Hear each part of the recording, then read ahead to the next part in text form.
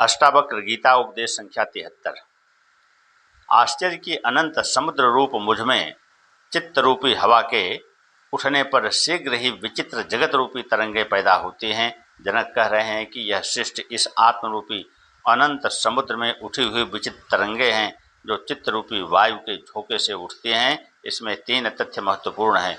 एक तो वह आत्मा या ब्रह्म अनंत समुद्र के समान है जिसका कोई अंत ही नहीं है, जो असीम है, किसी सीमा में बद्ध नहीं है। जिस प्रकार वायु के झोंकों से समुद्र में ऊंची ऊंची एवं विभिन्न प्रकार की लहरें उठती हैं, उसी प्रकार चित्त रूपी वायु के झोंकों से इस आत्मा में विभिन्न वासनाओं की लहरें उठती हैं। यह काम, क्रोध, लोभ, मोह, प्रेम, घृणा, वासना, उत्तेजना आदि उस आत्मा में उठी लहरें ही हैं जो चित्त के स्वभाव के कारण उठती हैं।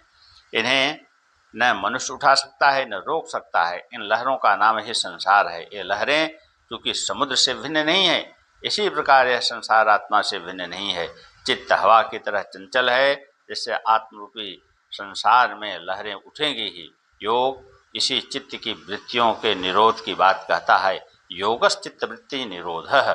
यदि इन चित्त की वृत्तियों पर लगाम कस गई तो तुम उस आत्मा को उपलब्ध हो जाओगे। अनंत महासागर रूप मुझ में चित्त रूपी वायु के शांत होने पर जीव रूपी व्यापारी के अभाग्य से जगत रूपी नौका नाश को प्राप्त होती है। जनक कह रहे हैं, आत्मा रूपी समुद्र तो शांत है, निर्मल है, क्षोभ रहित है, निर्दोष है, निर्विकार है। यदि चित्त रूपी वायु न चले तो उसमें लहरें उठेगी ही नहीं। यह चित्त ही उस शांत समुद्र को उद्वेलित करता है, वही लहरें उठाता है। चित्त की वृत्तियों से ही लहरें उठती हैं। ये तरंगे ही संसार है जो आत्मा रूपी समुद्र से भिन्न नहीं है, किंतु अहम भाव के कारण ये भिन्न प्रतीत होने लगती है। अपना अलग अस्तित्व मानने लग जाती है। यही अज्ञान है जो अहंकार के कारण पैदा हुआ है। संसार को आत्मा से भिन्न मानने का यही कारण है। अपने को आत्मा से भिन्न अकेला स्वतंत्र मानने के कारण ही काम, क्रोध, लोभ, मोह आदि अनेक वृत्तियां बढ़ती हैं। वासना, तृष्णा का विस्तार हुआ, जीने की इच्छा हुई, आदि अनेक रूपों में इनका विस्तार होता ही गया। वह मनुष्य अपने ही बनाए हुए मकड़ जाल में उलझता गया। जनक कहते हैं कि लहरें ही संसार हैं जो आत्मा रूपी समुद्र में चित्त रूपी वायु से पैदा हुई। यह जीव रूपी व्यापारी संसार में भोगों का अभिलाषी है। इसकी जीवन नौका इस चित्त रूपी वायु के सहारे से ही चलती है। अर्थात संसार का अस्तित्व तभी तक है जब तक यह चित्त विद्यमान है। यदि यह चित्त रूपी अधिक तेज हो जाती है तो विषय वासनाएं, अहंकार, लोभ आदि बहुत बढ़ जाते हैं, तो संसार में अत्याचार, अनाचार, दुराचार, वैमनस्य, घृणा, हिंसा आदि इतनी बढ़ जाती है कि वह संसार रूपी नौका डूबने लगती है। किंतु यह वायु बिल्कुल शांत हो जाती है तो भी इन हवाओं के सहारे ही चलने वाली नाव आगे नहीं बढ़ सकती, वह वहीं विनाश को प्राप्त हो जाती है। इसलिए चित्त रूपी वायु ही इस संसार का आधार है तथा जीव रूपी व्यापारी इसी के सहारे संसार में अपना व्यापार करता है। इस जीव रूपी व्यापारी के लिए यह सौभाग्य है कि वह वायु अधिक तीव्र न चले, झंझावात व बौंडर, आंधी, तूफान भी न आवे, और न यह हवा बिल्कुल ही शांत हो जाए कि जिससे नाव चले ही नहीं।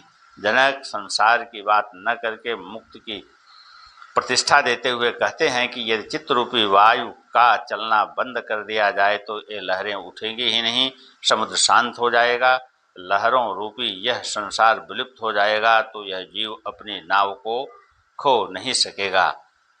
उसका संसार के साथ जो व्यापार है वह बंद हो जाएगा तथा उसकी यह जगत रूपी नौका अधर में ही डूब जाएगी। यह उस जीव रूपी व्यापारी का दुर्भाग्य ही होगा, क्योंकि जीव का मुख्य आधार ही संसार है, भोग है, तृष्णा है, वासना है। किंतु जनक इस दुर्भाग्य को भी सौभाग्य मानते हैं। जीवन के लिए यह दुर्भाग्य है, किंतु जीव इसको अपने को संसार से अलग करके अमृत को प्राप्त हो जाता है। लहर मिटकर सागर बन जाती है, जीव विनाश को प्राप्त होकर आत्मस्वरूप हो जाता है। वास्तव में छूटता कुछ भी नहीं। लहर को समुद्र से भिन्न मानने का जो भ्रम था, जो अज्ञान था, वह मिटते ही वह समुद्र हो गई। जनक यही कहते हैं कि मेरा जीव रूपी विनाश को प्राप्त होकर आत्मरूप हो गया। पतंजलि कहते हैं कि जब चित्त की वृत्तियां रुद्ध होती हैं, तब जो अपने रूप में स्थित रहता है अन्य समयों में चित्त की वृत्तियों के समान रूप होता है। योग दर्शन 1 से 13 4।